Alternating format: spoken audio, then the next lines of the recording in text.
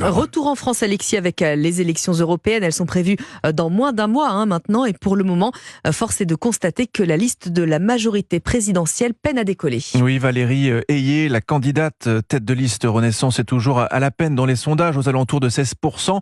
Talonnée par la gauche de Raphaël Glucksmann est toujours très loin derrière le Rassemblement national. Dans ce contexte, le président de la République tente le tout pour le tout et se place même au centre de la campagne. Maï-Hélène Trémollet. Emmanuel Macron met les bouchées doubles pour la dernière ligne droite. Le chef de l'État multiplie ces dernières semaines les prises de parole dans les journaux comme sur les réseaux sociaux. Hier encore, il répondait aux questions des internautes pour tenter de mobiliser la jeunesse. Il y a une chose que vous pouvez faire pour l'Europe, c'est ça. C'est aller voter. Vous allez choisir une liste avec un projet européen. Ce que vous pouvez faire pour l'Europe, c'est aller voter et ne pas laisser à d'autres la possibilité de choisir votre Europe. Choisissez-la, vous, le 9 juin. La stratégie du président est claire, saturer l'espace médiatique et parler de l'Europe hors des plateaux de télévision pour encourager sa candidate, toujours créditée à 16% dans les sondages.